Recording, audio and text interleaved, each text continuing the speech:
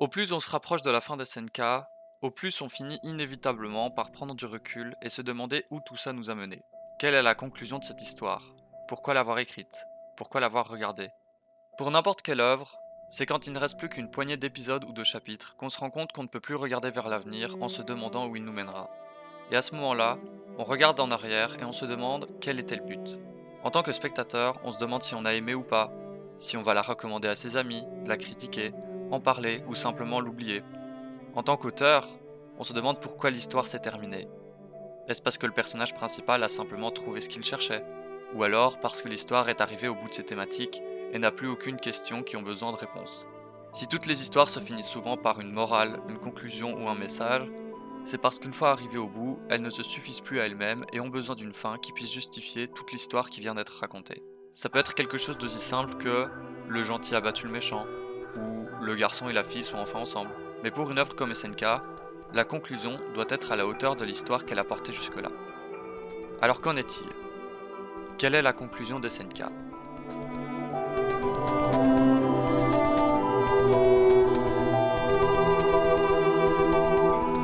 Le chapitre 137 va nous apporter deux éléments très importants pour comprendre la conclusion d'SNK.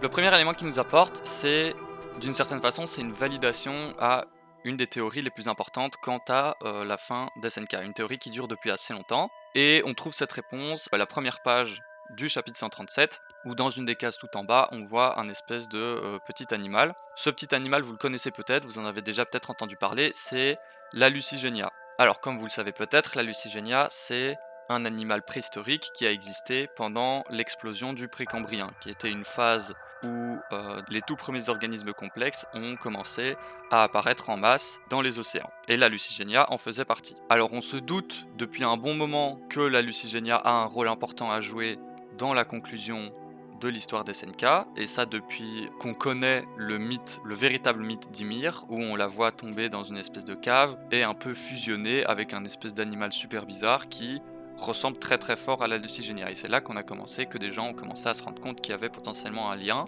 d'où également la forme du titan originel des rennes qui ressemble très très fort à la Lucigenia, surtout avec toutes ses piques sur le dos, etc. Mais je vais revenir plus tard sur la Lucigenia, mettons-le de côté pour l'instant, et maintenant je vais vous parler du deuxième élément que le chapitre 137 nous apporte, qui est la fin et la conclusion des thématiques de l'histoire en fait. Et c'est vraiment ça qui ressort le plus de ce chapitre 137, c'est toute la partie avec Sig Yeager qui discute avec Armin sur pourquoi la vie en fait, sur simplement remettre en question l'existence de la vie elle-même, pourquoi vivre si c'est pour mourir. C'est un peu la grande question philosophique du pourquoi, le grand pourquoi. Et évidemment, c'est bien de poser la question, mais il n'y a aucun intérêt à juste poser la question sans donner de réponse. Et donc la réponse que propose Isayama à travers son œuvre de SNK, c'est que le but de la vie, il n'est pas dans un but qui est lointain ou qui est dans l'avenir, dans un objectif, dans une ascension ou d'un accomplissement de quelque chose, il est dans le présent, il est dans la vie de tous les jours, il est dans le fait d'être en vie juste pour être en vie et d'être heureux ou de trouver simplement de trouver un sens à être en vie maintenant dans le présent et pas dans l'avenir. Et évidemment c'est une belle conclusion, c'est un beau message, mais est-ce que c'est vraiment une conclusion digne d'SNK? Est-ce que c'est vraiment à la hauteur de tout ce qu'on a traversé pour en arriver là? Évidemment, moi je pense que non, je pense qu'il y a quelque chose en plus. Je pense que Isayama, il nous a donné quelque chose en plus que juste cette conclusion-là. Son histoire a besoin d'un grand final qui clôturera proprement l'œuvre qu'il a portée pendant toutes ces années. Et je parle pas uniquement d'une grande bataille comme on en a maintenant, je parle vraiment d'une grande conclusion dans ces thématiques. Et là où je pense qu'on va trouver cette grande conclusion, ce grand final, c'est dans la Lucigenia. Alors avant de faire cette vidéo, j'ai évidemment fait quelques recherches de mon côté sur la Lucigenia. Et là je suis tombé sur quelque chose de vachement intéressant. C'est que je suis retombé sur des vidéos que j'avais déjà vues de Kamalikita. Donc si vous connaissez pas Kamalikita, c'est un peu le b.a.-ba des théories et analyses SNK francophones.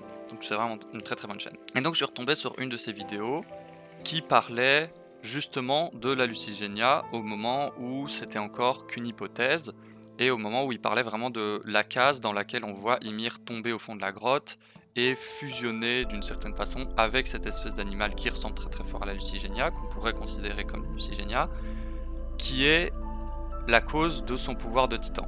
Et ce que j'ai trouvé vraiment intéressant, c'est que dans cette vidéo et également dans la vidéo qu'ils ont publiée sur le chapitre 137, ils présentent la Lucigenia comme une espèce préhistorique qui serait à l'origine de toutes les formes de vie telles qu'on les connaît aujourd'hui. Et en faisant mes recherches, je me suis rendu compte que la Lucigenia, c'est vraiment un animal préhistorique lambda, c'est vraiment un animal comme un autre. Il n'est pas à l'origine de spécialement quoi que ce soit, pas plus que tous les autres animaux précambriens de cette époque-là. Là où il y en a beaucoup qui sont beaucoup plus connus, comme l'anomalocaris, qui est l'une des premières espèces à avoir des globes oculaires, ou les trilobites où il y en avait absolument partout. La Lucigenia, c'est simplement un animal qui avait une forme bizarre. Alors pourquoi est-ce que Kamel et Kita l'ont présenté comme l'espèce qui est à l'origine de toute forme de vie? Et c'est là que je pense que ça devient vraiment intéressant, c'est qu'en fait, il y a aussi une recherche de sens du côté de Kamel et Kita. Parce qu'en tant que spectateur, il se pose aussi la question, il y a aussi une quête de sens de pourquoi SNK, pourquoi on en est arrivé là? C'est quoi la conclusion de cette histoire? Et c'est ça que je trouve c'est ça que je trouve formidable, c'est qu'ils ont envie d'un grand final, ils ont envie que derrière toute cette histoire, il y ait un dessin plus grand que l'homme, un truc incroyable comme une espèce à l'origine de toute forme de vie. Et en fait, tous les fans, on a tous envie que la conclusion soit incroyable, soit un truc vraiment dingue. Et c'est totalement justifié, je pense, de vouloir interpréter ça comme il est allé chercher la Lucigenia, il est allé chercher un animal qui est à l'origine de toute forme de vie pour conclure son histoire. Ce serait justifié. Mais moi, je pense que en suivant ce raisonnement-là, on passe à côté du vrai message, on passe à côté de quelque chose de super important, qui est qu'en fait, quand on se demande pourquoi il a choisi la Lucigenia, pourquoi à la fin de l'histoire, à l'origine des SNK, on tombe sur cet animal, quand on se pose cette question, en fait, on retombe sur la thématique dont je vous ai parlé tout à l'heure, qui est que, comme le disait Armin à Sig, la réponse de pourquoi on est en vie, pourquoi on existe, à quoi ça sert d'exister si c'est pour mourir, elle est peut-être simplement dans la banalité. Ça doit pas être une réponse incroyable avec un dessin dingue, une existence qui a vraiment un sens. Ça peut être simplement exister pour profiter de la vie au jour le jour, comme le dit Armin et comme finalement Sig s'en rend compte en se rappelant des passes de batte de baseball qu'il faisait avec le professeur. Et donc c'est ici que je pense que la Lucigenia a vraiment un rôle important à jouer avec cette thématique-là. C'est parce que l'idée de l'originel, le titan originel, c'est une idée qui existe depuis longtemps. Donc forcément, ça a soulevé dans la série, dans l'histoire, la question de quelle est l'origine? Pourquoi? On parle de Ymir, la fondatrice, depuis un très long moment, mais ça soulevait forcément la question de pourquoi Ymir a donné naissance au titan, comment, etc. Et en fait, nous, en tant que spectateurs, on a envie de croire à cette belle histoire qu'au-delà de cette question effrayante, de savoir pourquoi on existe, est-ce qu'il y a vraiment un but à notre existence, on a envie de croire à cette histoire qu'au-delà de cette question, il y a une vraie réponse, une réponse satisfaisante, que en se projetant à travers des personnages comme Armin ou Sig, on découvre qu'il y a une raison à l'existence, que l'humain existe parce qu'il a été créé par... que ce soit Dieu ou quoi que ce soit, on a envie de croire qu'il y a une raison, qu'on peut trouver cette réponse satisfaisante à la question de l'existence, de la même façon que quand on finit une série, on a envie d'avoir cette sensation de satisfaction, que l'histoire est finie, qu'on arrive à l'appréhender, à la comprendre et qu'on peut passer à autre chose. Or, le rôle de la Lucigenia, son rôle, c'est de nous ramener à la réalité. C'est qu'en fait, dans la réalité, la façon dont notre monde fonctionne, dont l'univers fonctionne, tend vers l'idée que, au début, à la création, le Big Bang ou quoi que ce soit, si on remonte à l'origine, il y a pas vraiment il y a le risque au final, ce qu'on y trouve, c'est qu'il n'y a pas vraiment de raison. Que si le monde est apparu à ce moment-là, c'est parce que, à ce moment précis, il y avait ce qu'il y avait à cet endroit-là et on a fait avec, et ça a donné le monde tel qu'il est aujourd'hui. Et que si l'homme existe, c'est parce que, de fil en aiguille, à travers plusieurs types d'évolutions, par hasard, l'homme est apparu de cette façon-là. Et c'est ça en fait l'idée que véhicule selon moi la Lucigenia, c'est que nous, on se demande depuis super longtemps, c'est quoi l'originel? C'est quoi l'origine? Et on attendait vraiment une réponse un peu comme la Lucigenia où Isayama allait nous dégoter quelque chose. Par exemple, on s'attendait peut-être à ce qu'il nous trouve un des animaux qui est la racine de toute espèce vivante, qui est l'animal dont découlent toutes les espèces vivantes. Et là, ça créerait une conclusion assez intéressante, en fait. Mais la réalité, c'est que cet animal, il n'existe pas. On ne connaît pas l'origine de la vie sur Terre, on ne connaît pas l'origine de l'homme. Et en fait, la Lucigenia, il rejoint cette thématique parce qu'au final, Isayama, il devait écrire son manga. Il y avait toutes ces fabuleuses idées de questionnement de pourquoi la vie et tout, mais dans la réalité, au jour le jour, de la même façon que Armin courait avec Eren et Mikasa vers l'arbre pour s'amuser, ou de la même façon que Sig jouait à la batte de baseball, jouait au baseball avec son professeur, Isayama, il devait écrire son manga. Et il se trouve qu'il y avait cet animal, la Lucigenia, qui avait une forme plutôt sympa et qui risquait de bien fonctionner dans son manga. Et c'est tout. Et en fait, c'est ça, je pense, vraiment la thématique. Enfin, ça colle trop parfaitement avec ce que disent Armin et Sig. C'est que au final, on n'a peut-être pas besoin qu'à la fin de l'histoire, il y ait un truc de dingue ou une révélation sur l'origine du monde pour pouvoir apprécier SNK. Parce que pendant toutes les saisons précédentes, sans avoir cette réponse, ça nous a pas empêché, le fait de ne pas avoir cette réponse nous a pas empêché d'en profiter.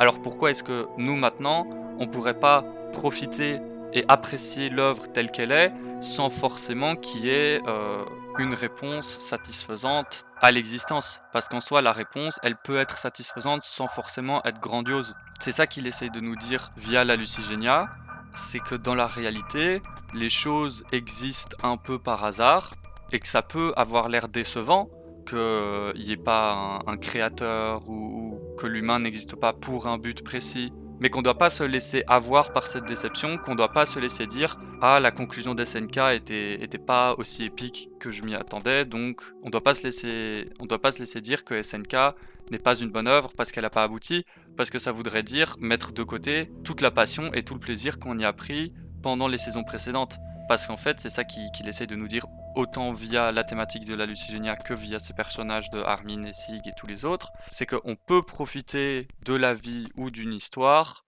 au jour le jour sans vraiment devoir se poser la question ou trouver de réponse à la fin à quel est le but. Et je pense que c'est pour ça qu'il a choisi la Lucigenia, c'est pour vraiment nous montrer qu'il n'y a pas besoin de trouver la créature qui est à l'origine, une créature fabuleuse, incroyable, qui serait à l'origine de toute forme de vie et qui justifierait l'existence dans l'histoire, pour pouvoir apprécier son œuvre et pour pouvoir terminer celle-ci sur une conclusion satisfaisante.